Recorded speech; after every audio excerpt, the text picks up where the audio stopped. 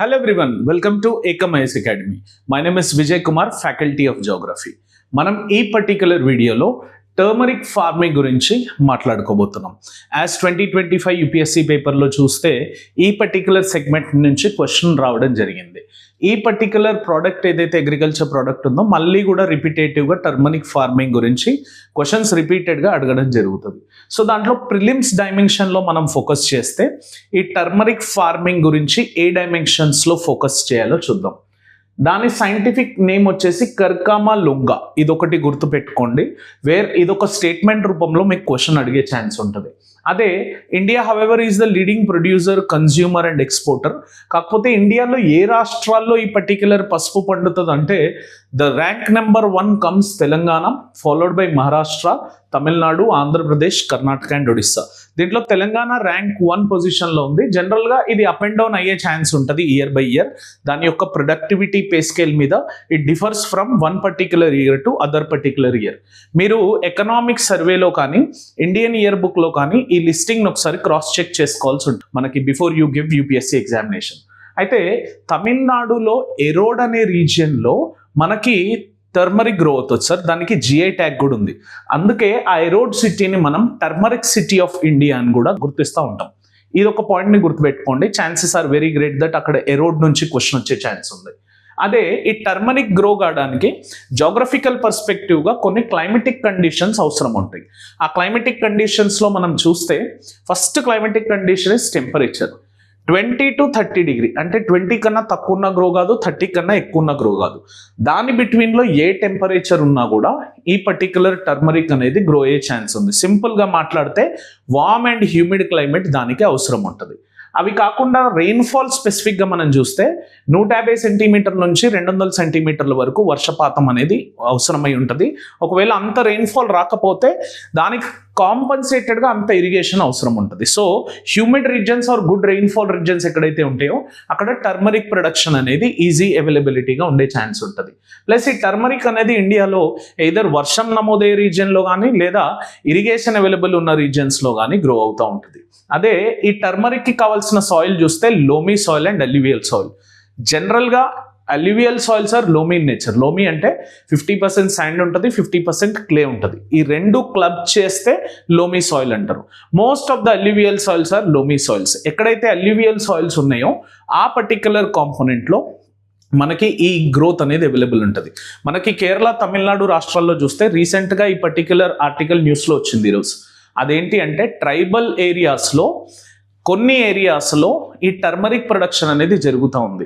ఆ నేషనల్ పార్క్స్లో కూడా వాళ్ళకి ట్రైబల్స్కి ఉన్న హ్యాబిటేట్ రైట్స్లో ఈ టర్మరిక్ ప్రొడక్షన్ గ్రో చేయడానికి అవకాశం ఇస్తూ ఉంది. So that they would attain that particular livelihood nature. ఇది ప్రిలిమ్స్లో గుర్తుపెట్టుకోవాల్సిన కాన్సెప్ట్. ఇంకా ప్రిలిమ్స్లో ఒకవేళ గుర్తుపెట్టుకుంటే అది ఎప్పుడు సో చేస్తారంటే మే, జూన్ నెలలో సో చేస్తారు ఖరీఫ్ క్రాప్గా. అండ్ జనవరి, మార్చ్ వచ్చేసరికి దాన్ని హార్వెస్ట్ చేస్తూ ఉంటారు. యాజ్ నేను చెప్పినట్టే India ranks 1 in production, consumption and exporting. And దీంట్లో డిఫరెంట్ వెరైటీస్ ఉన్నాయి సార్ ఇండియాలో. ఎరోడ్ది ఒక వెరైటీ, సేలంది ఒక వెరైటీ, రాజ్పురిది ఒక వెరైటీ, అలపి ఫింగర్ది ఒక వెరైటీ అండ్ లకాదోంగ్ది ఒక వెరైటీ. అది మేఘాలయలో ఉంటుంది.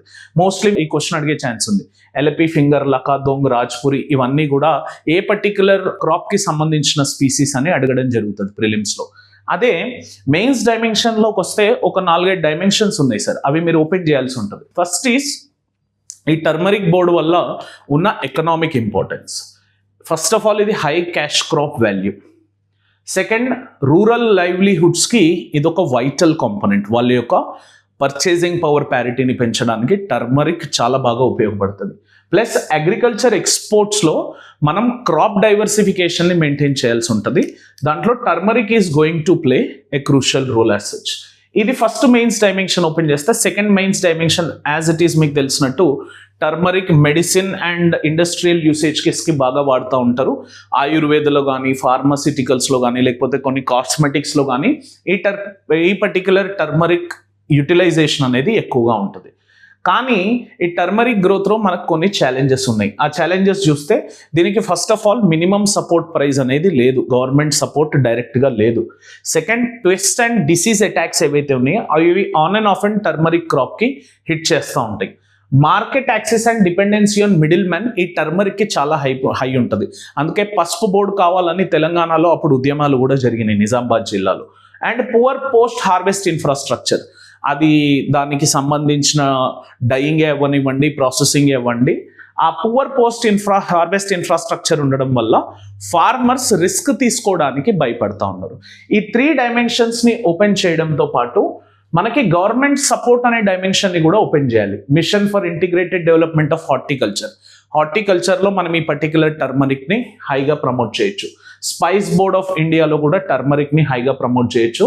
అండ్ ఎరోడ్ అనే టర్మరిక్ ఏదైతే ఉందో తమిళనాడులో గ్రో అవుతుందో దానికి జిఐ ట్యాగ్ ఇవ్వడం జరిగింది. అట్లా మిగతా టర్మరిక్స్కి కూడా ఒకవేళ గవర్నమెంట్ జిఐ ట్యాగ్ ఇచ్చి ప్రమోట్ చేస్తే it would be more effective that farmers will focus on growing this particular turmeric as a crop.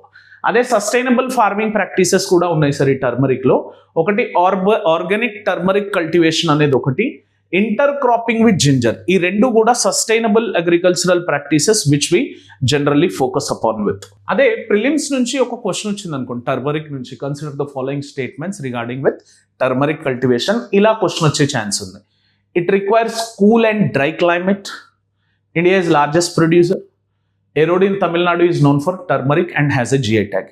దీంట్లో ఉన్న కోడ్స్ ఏవైతే ఉంటాయో వీటిని చూస్ చేసుకొని మీ యొక్క ఆన్సర్స్ని కమెంట్స్ ద్వారా తెలపండి. అదే మెయిన్స్ డైమెన్షన్లో దీని నుంచి క్వశ్చన్ వస్తే turmeric cultivation offers a potential agro export opportunity for India, but it is constrained by systematic and market related challenges. Examine and also suggest policy measures to enhance the global competitiveness of turmeric in India. So ఇలాంటి question వచ్చి మిమ్మల్ని 250 వర్డ్లో answer రాయమని చెప్పే chances హైగా ఉన్నాయి. Mains paper 3లో or mains paper 1లో, GS paper 1 GS paper 3లో ఈ మెయిన్స్ క్వశ్చన్ వచ్చే ఛాన్స్ ఉంది.